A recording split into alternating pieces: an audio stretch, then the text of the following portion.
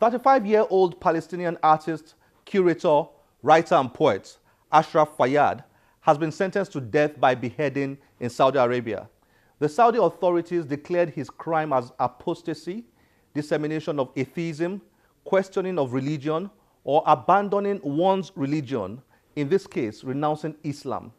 Several other charges were also leveled against him, including allegedly photographing women and storing their pictures on his phone, which is a violation of Saudi Arabia's anti-cybercrime law.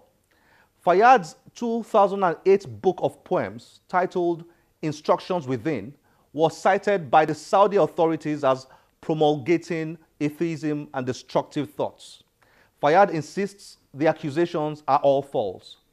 Poets, writers, artists, and intellectuals from the Arab world and throughout the entire world have been calling for Faryadh to be freed. Free Ashraf Faryadh now! Recently, some of those in Nigeria, under the umbrella of different organizations and led by Nobel Prize winner Professor Wole Soyinka, gathered at the Freedom Park in Lagos for readings, performances, and conversations as part of more than 120 events held in 44 countries in support of Faryadh. These are 4 short poems written by Ashraf Faryadh. The first one is on equal opportunities. A son and a daughter. The mother prefers the son to the daughter. The son will stand by his mother through the vicissitudes of life. The daughter will produce another son to stand by her side. Logic. The old door applauds the wind by clapping for the dance it has performed, accompanied by the trees. The old door doesn't have hands, and the trees haven't been to dancing school. And the wind is an invisible creature, even when it's dancing with the trees. I'm going to be reading 2 excerpts from my prison memoir, Jail for Life. The following morning, he was dragged out of the cell on the orders of the man in charge. Thinking that the madman was pretending, the officer ordered that he should be flogged. He then asked the madman, "Do you know me?" "Yes, I know you," the madman replied.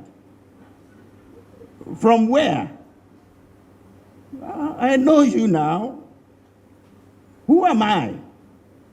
The chief superintendent of prison asked with a lot of airs.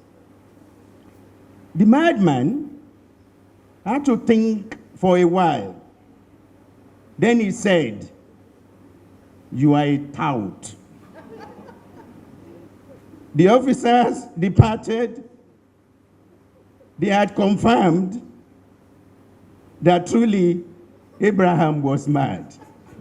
We caught up with Professor Wole Soyinka to ask him about his thoughts on the Ashraf Faryadh saga and why he's involved in the campaign for his release. So it's inconceivable for me that any terminal sentence can be passed on any human being for reflecting and pronouncing on his or her aspect of the truth. Religion for me, in terms of conviction, is a free-for-all. You cannot persuade, and you should not try to persuade human beings about the validity of your belief through killing. To cite one of the headlines that we had, that one of the papers media had at one time of the Boko Haram thing, it said, "So killing is believing." That, for me, is the issue. Is killing believing? In other words, how does killing validate a religion? Why are writers and poets vulnerable to situations like this? For example, the condemnation of Ashraf. Let's try and remember that we have lost so many of our tribe. We form I sometimes refer to writers and artists as a tribe. We've lost too many. We've lost scientists, lost researchers, and it's just not now. It goes back centuries. Look at the Inquisition. Look at the heroes, the martyrs, the genuine martyrs of knowledge, the victims of extreme thinking, of absolutism in religious thought. Look at those who've been burnt at the stake. Look at those who've been broken at the wheel, who've been tortured, who've been cast piecemeal. It's nothing new. We're going centuries back to the scientists, the researchers. We're talking about those who were slaughtered, tortured, because they said the earth was round, I beg your pardon. Whereas the Flat Earth Society, which had religion on its side, said the earth is flat.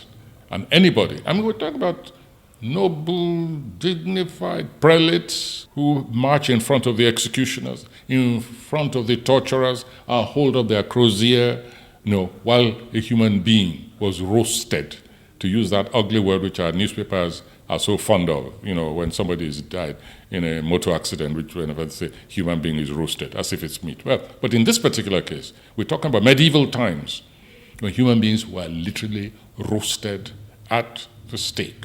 Free Ashraf Faryadh now. Have you ever visited our Facebook page? It's the channel's book club on Facebook, and on that page, we share updates on this program and news on the world of books. It's where you find interesting happenings, new books released, and of course, information on the next episodes of Channel's Book Club. You also find the same information on our Twitter handle. We invite you to join us there and tweet any interesting new things at us. And you're welcome to follow me on Twitter.